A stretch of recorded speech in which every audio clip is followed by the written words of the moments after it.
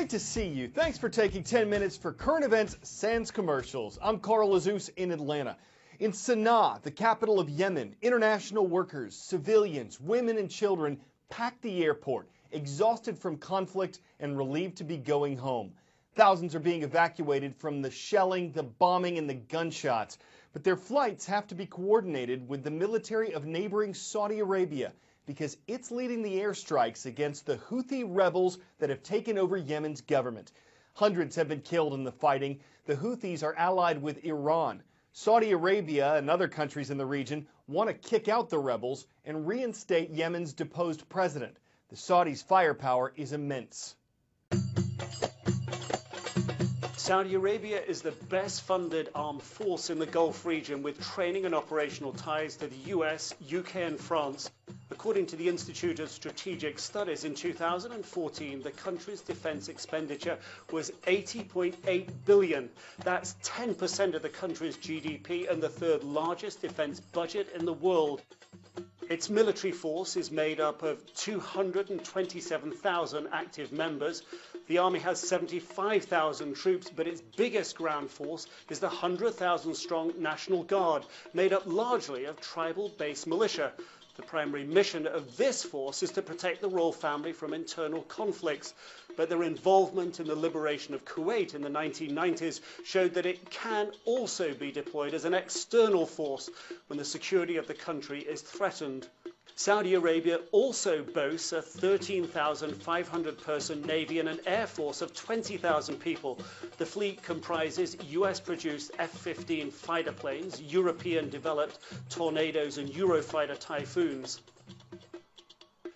The Saudi forces are also equipped with American-made AH-64 Apache helicopters, 315 M1A2 Abrams tanks, and it has recently invested heavily in anti-tank missiles. The Royal Saudi Strategic Missile Force has also seen heavy investment in recent years, equipped with Chinese-made DF-21s and DF-3 delivery systems, built to launch long-distance, high-explosive warheads. Of all the main players in the Gulf region, the Saudi military is considered to be the best armed, benefiting greatly from funds gained through the country's vast oil wealth. On yesterday's transcript page at CNNStudentNews.com, we heard from the Beaver State and the Green Mountain State. Ashland is a city in Oregon, and it's the home of the Cubs of Ashland Middle School. Good to see you. Colchester is a town in Vermont. It's where the Lakers dive in at Colchester High School. And from South Korea's second largest city, that's Busan, we welcome the students of Jungjeon Middle School. Is the U.S. economy stalling? It gained momentum in 2014 and had been growing by more than 200,000 jobs every month for a solid year. But the latest jobs report that came out for the month of March was a disappointment. It said the U.S. added 126,000 jobs when more than 240,000 were expected. The unemployment rate stayed the same at 5.5%. The Federal Reserve Bank of Atlanta forecasts that in the first quarter of 2015, the U.S. economy grew 0%. Analysts are waiting to see if the March jobs report is just a hiccup or a sign that the economy could be on the slide.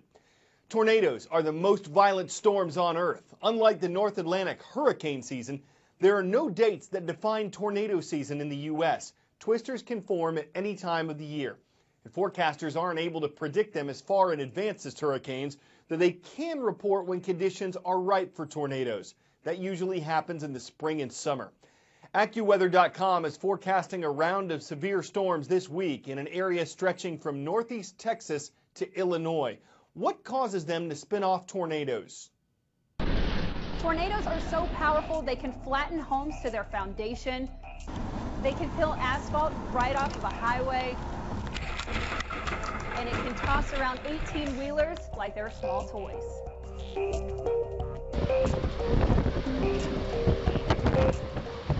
Tornadoes can be the most deadly and destructive weather phenomenon on Earth. In fact, about 1,000 tornadoes occur every year in the U.S.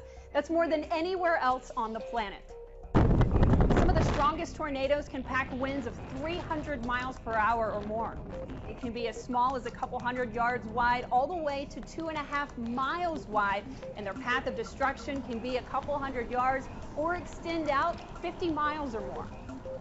When conditions are just right, you'll get warm, moist air coming in from the Gulf of Mexico. That will collide with dry, cooler air from the north. When these air masses collide, it creates a lift in the atmosphere. And when you get those winds rotating and increasing speed with height, that will create a horizontal column of air that's spinning.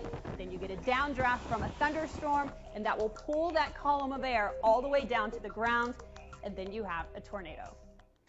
It was the shortest lunar eclipse of the century, according to NASA. So unless you were looking for it during the 5-minute period it was visible, you probably missed Saturday morning's celestial event. The sun, the earth, and the moon were lined up just right, with the earth in between, so that our planet's shadow covered the moon. It appeared to take on a burnt orange color, giving it the nickname Blood Moon. Scientists say the Earth's atmosphere filters out most of the blue light, causing the moon to appear red. The next blood moon is the fourth in a series of them. It's expected on September 28th. Time for the shout out. What part of the human brain is the largest? If you think you know it, shout it out.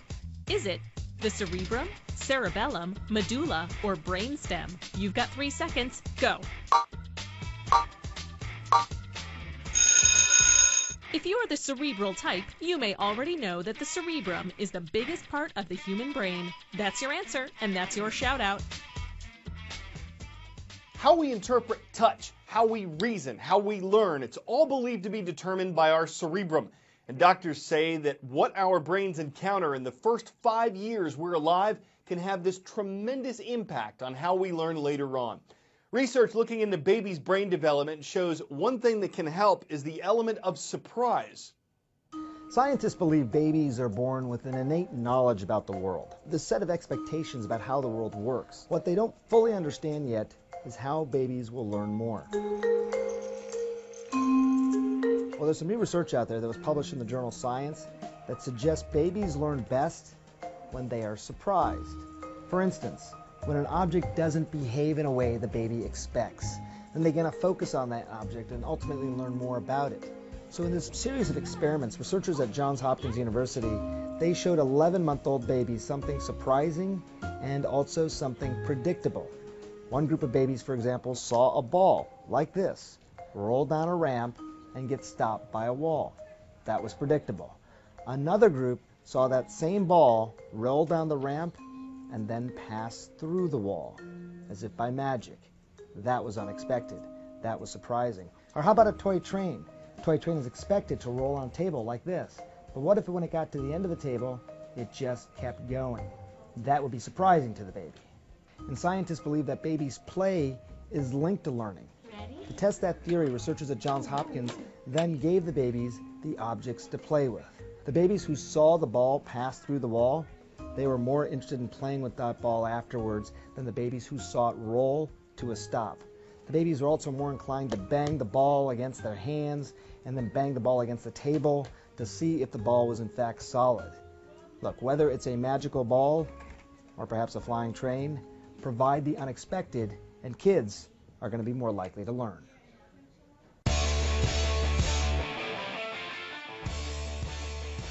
We wouldn't say this last video will make your skin crawl, but thanks to a series of photos taken by a professor at Yale University, we can see how a dragonfly sheds its own. First, it cracks its old skin and wiggles out, head first, upside down. Waits a while for its legs to dry, flips over, and pumps up its wings with air. Its abdomen stretches out, and then the insect spreads its wings and takes off, leaving the old skin behind. It takes about 10 hours. But thanks to that video, the time seems to dragonfly by, even if it looks like the insect's just winging it. Don't let our puns bug you. We try to change them out to keep them fresh, and we will have more for you tomorrow. I'm Carl Lazouz.